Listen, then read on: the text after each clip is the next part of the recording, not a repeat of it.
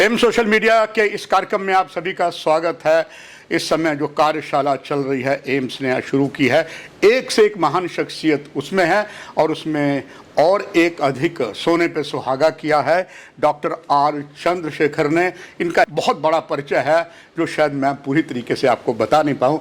Sir आपका स्वागत है। मैं आपसे प्रार्थना करूँगा, आपका जो परिचय है बहुत बड़ा है, दर्शकों तक पहुँच जाए, आभारी रहूँगा सर।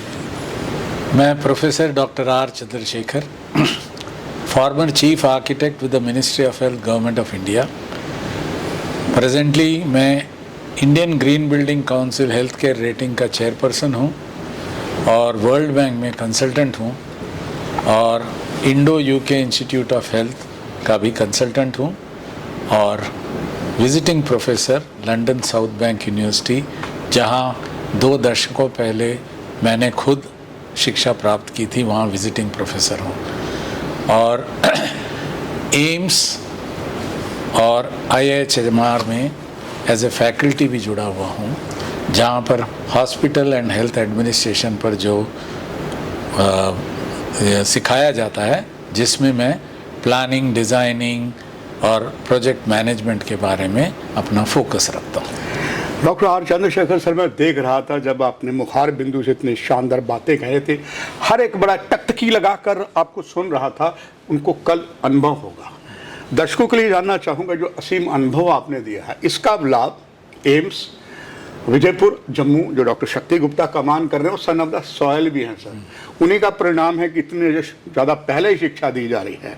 आपका अनुभव चाहूँगा जो आपने सबको आज बताया, कितना बेनिफिट वे लेंगे और इसका आम हमारे देश के, खास करके जम्मू कश्मीर, लद्दाख, पंजाब का हिस्सा, हिमाचल का हिस्से को मरीजों को काम आएगा।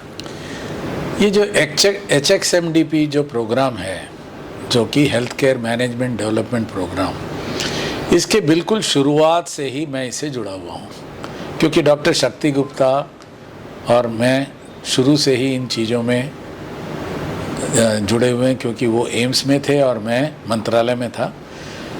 हमने देखा कि हर डॉक्टर क्लिनिशियन ज़रूर होता है, एक दिन वो एडमिनिस्ट्रेटर बनता है, क्योंकि वो डायरेक्टर या हेड ऑफ द इंस्टीट्यूट बनता है।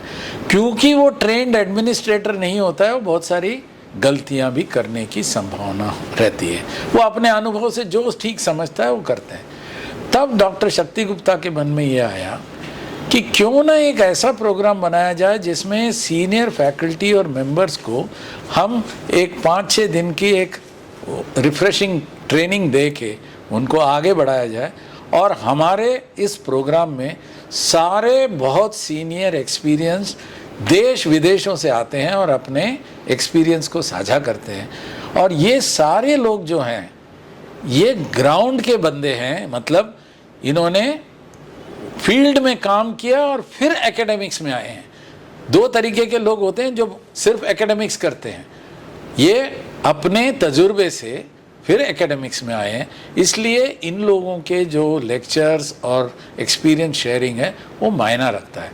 और हम भी ये चाहते हैं कि हम भी एक फैकल्टी होने के बावजूद भी हम हमेशा ये सोचते हैं कि ये एक्सचेंज प्रोग्राम है, हर आदमी अपने साथ बहुत कुछ एक्सपीरियंस लेके चलता है, तो हम एक्सपीरियंस शेयरिंग भी कहते हैं। और हमने एक देखा है, ये तो 19वां प्रोग्राम है, मैं शुरू से देखते आया हूँ, इतना फ़ायदा हुआ है कि जो यहाँ पर ज्वाइन किए हैं और एक टाइम में वो किसी इंस्टीट्यूट के हेड बन चुके हैं, उनको इसका इतना फ़ायदा होता है कि वो अपने कार्य में अपने जो उद्देश्य हैं उसको पाने में बड़े सक्षम रहे हैं। और इस तरह के प्रोग्राम का लोग बड़ी बेसब्री से इंतज़ार करते हैं। और मैं सचमुच डॉक्टर शक्ति गुप्ता को और उनकी टीम को दाद देता हूँ कि वो जो फैकल्टी का चयन भी करते हैं और जो सब्जेक्ट का चयन करते हैं, वो इतना बिल्कुल फोकस्ड होता है कि इन लोगों को बहुत लाभान्वित होता है। डॉक्टर साहब, अंग्रेजी में कहा जाता है first is well and is well.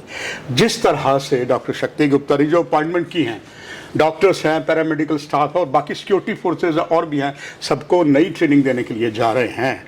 आपका असीम अनुभव दर्शकों के लिए देना चाहूँगा। जब पहले से ही जो फर्स्ट इतना अच्छा है तो स्वाभाविक एंड भी बहुत अच्छा होगा।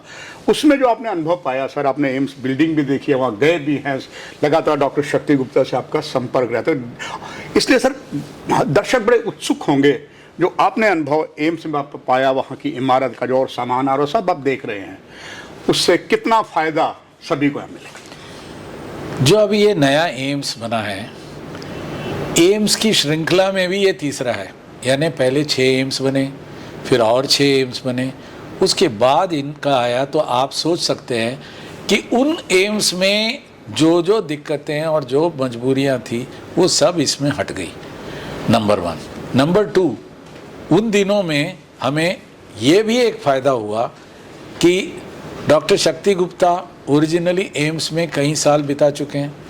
उनकी एक सबसे बड़ी खूबी है वो ट्रेनिंग में बहुत विश्वास इसलिए रखते हैं, उन्होंने एक बार अपने ही यहाँ सिक्योरिटी गार्ड को बुला के देखा और पूछा कि तुम किस लिए और तुम्हारा क्या ड्यूटी है।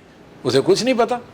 तब उन्होंने सोचा जब जिसको कुछ पता ही नहीं है तो वो आगे क्या करेगा, इसलिए अगर सबको मैं ट्रेन करूं और उनको बताऊं कि तुम्हारा उद्देश्य किस पर्पस से वैसे आना। ये तो हुआ एक बात जो एम्स में भीड़ और उनको संभालने से रिलेटेड, सिक्योरिटी रिलेटेड इशू होती हैं। अगर उसको प्रॉपर ट्रेन किया जाए आप भीड़ को बड़े आराम से कंट्रोल कर सकते हैं। नंबर 2, कोविड से हमने क्या सीखा? Technology is the best answer. हम सब लोग टेक्नो बेस हो गए। बिल्कुल सर। जब मुझे छोटी सी खांसी जुकाम नज़ला है, उसके लिए मैं क्यों जाके एम्स में जाऊं, मैं तो एक टेली कंसल्टेशन कर लूं। अगर मुझे एडमिशन की या कुछ स्पेशलिस्ट की ज़रूरत है तब मैं जाऊं। तीसरी चीज़, आज घर घर में टेस्टिंग से लेके हर सुविधा उपलब्ध हो गई। तो भीड़ को कम करके, उनको रेगुलेट करके और अच्छी तरह से, आपको हमेशा एक पुराना एक किस्सा पता होगा जी, एम्स में बेड की कमी जी, हमारे को जगह नहीं मिल रही जी। कोई आप अपने जानकार बताइए, कुछ मदद चाहिए करे। हम चाहते हैं सारे बेड, अगर एक बेड की इस्तेमाल सही तरीके से हो और जैसे ही पेशेंट का काम हो गया उसे निकाल दिया जाए तो और लोग आराम से आ सकते हैं। दूसरी चीज़ है, जब उन्हीं आदमियों को जिनको आना है वो अस्पताल आ रहे हैं, बाकी लोग तो घर बैठे इलाज करा रहे हैं। बिल्कुल सर। तीसरी चीज़, आज हमारी सबसे बड़ी ज़्यादा संख्या सीनियर सिटीज़न की है। जी सर। और सीनियर सिटीज़न को कम से कम में टेक्नोलॉजी की सहायता से सारी सुविधाएं दे। और आज यहाँ तक व्यवस्था हो गई है कि आप होम आईसीयू कर सकते हैं। जी सर। जिसमें आपको एक नर्स और विजिटिंग डॉक्टर रोटेशन में आएगा और जो आपका मरीज है वो अपने परिजनों के बीच में है और ना ही परिवार वालों को रोज सुबह शाम अस्पताल के दौड़ लगाने पड़ते हैं। आज प्रधानमंत्री स्वास्थ्य सुरक्षा योजना जो और इस तरह के बहुत सारे योजनाएं बन गई हैं, PM-ABHIM जो है वो इसी चीज़ों पे फोकस किया गया है कि लोग अपने अपने डिस्ट्रिक्ट में वेलनेस सेंटर में सारी सुविधाएं पालें और बिल्कुल जो ज़रूरी है वो आए। याद रखिए, एम्स को रेफरल हॉस्पिटल के तौर पे बनाया गया जी। लेकिन हमारे कोर्ट की भी एक अवज्ञा नहीं कर सकते। उन्होंने कहा है पेशेंट को नो नहीं कह सकते। अब मुझे ये देखना है कि पेशेंट जो अपने घर में ट्रीट करा जा सकता है उसे मैं यहाँ तक क्यों लाके भीड़ भड़का इकट्ठा करूँ।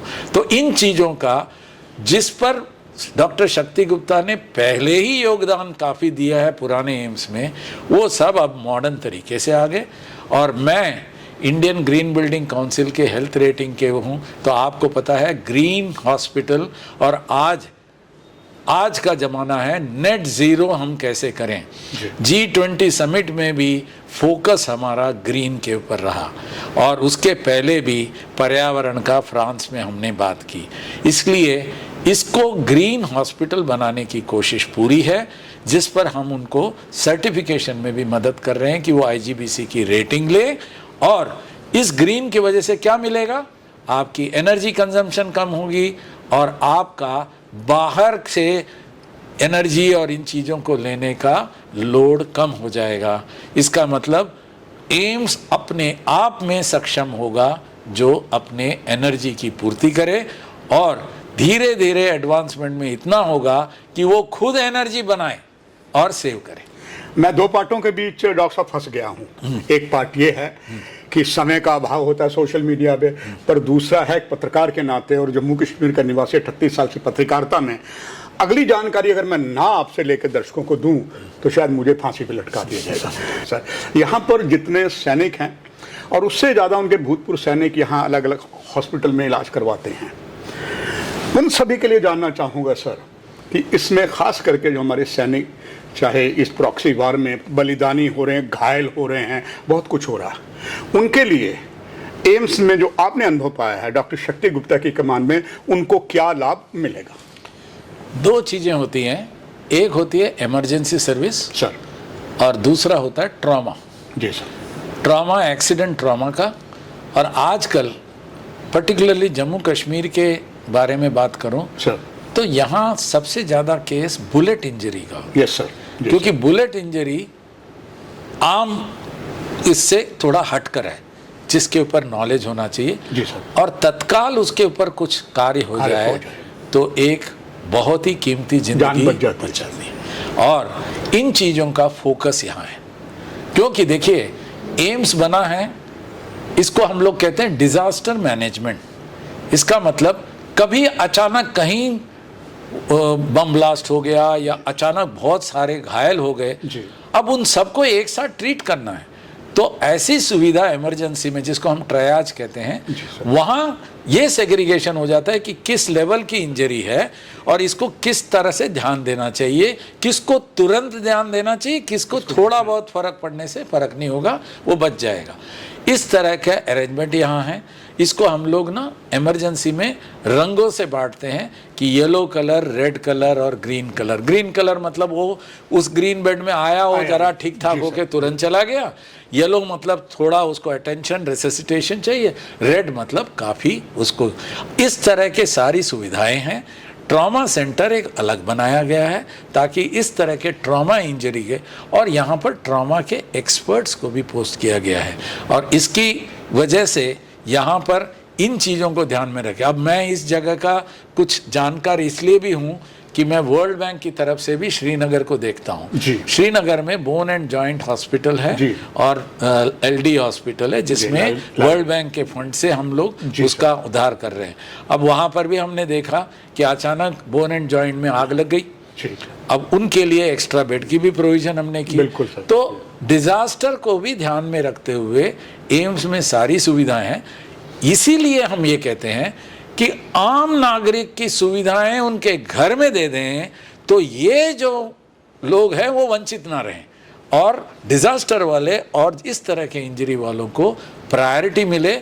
और डॉक्टरों के ऊपर भी देखिए, डॉक्टर भी एक इंसान है, उसके ऊपर कितना बोझ डालेंगे, तो उसी हिसाब से इन चीज़ों को पुराने एक्सपीरियंस से ध्यान में रखते हुए, और इसमें मैं सचमुच सरकार का आभार हूँ कि सोच जो है गवर्नमेंट ने जिस तरह से इन चीज़ों को वेलनेस सेंटर, स्क्रीनिंग और ये सब किया है, इसी वजह से ये बहुत सारे बेनिफिट मिलेंगे।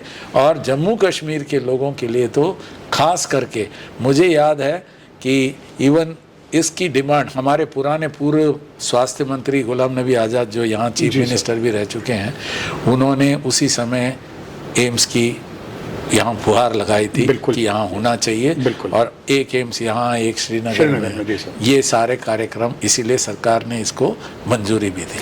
सर, बातें आपसे और भी करनी थी, दर्शकों के समय के अभाव के लिए मैं आपसे क्षमा प्रार्थी हूँ। बहुत सी नॉलेज आपसे दर्शकों और सर से लेनी है, आपको देंगे। फिलहाल सर का बहुत बहुत धन्यवाद, आपसे भी इजाज़त। नमस्कार। Thank you sir. नमस्कार।